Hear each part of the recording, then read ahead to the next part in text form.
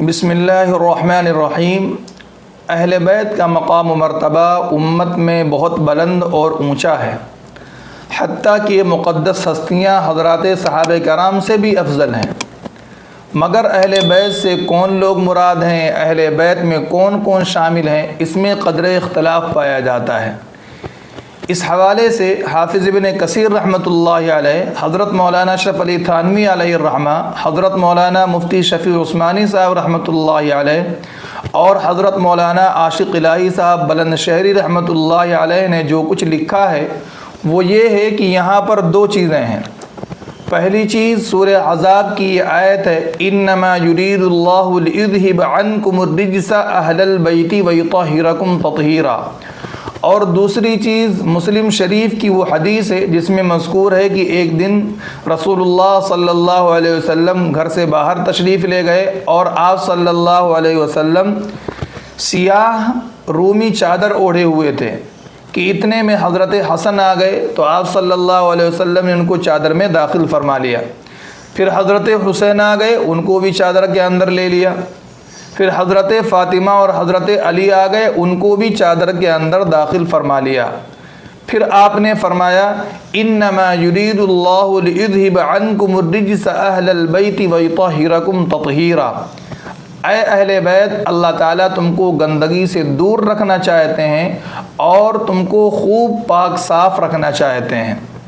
اب دو چیزیں ہیں، ایک سورہ احزاب کی آیت ہے اور دوسرے مسلم شریف کی وہ حدیث ہے جو کتاب اللباس کے اندر مذکور ہے۔ یہ اکابر کہتے ہیں کہ سورہ احزاب کی آیت میں جو اہل بیت ہے اس سے مراد ازواج مطہرات اور آپ صلی اللہ علیہ وسلم کی اولاد عظام ہیں، اور مسلم شریف کی روایت میں جو اہل بیت مذکور ہے اس سے مراد حضرات حسنین، حضرت علی اور حضرت فاطمہ ہیں۔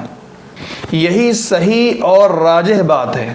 ہمارے بعض شیعہ بھائی یہ کہتے ہیں کہ اہل بیت صرف حضرات حسنین اور حضرت علی اور حضرت فاطمہ ہیں، ازواج مطہرات کا اور آپ صلی اللہ علیہ وسلم کی اولاد کا اہل بیت میں سے ہونے کا وہ انکار کرتے ہیں۔ ان کی یہ بات غلط ہے، سراسر غلط ہے۔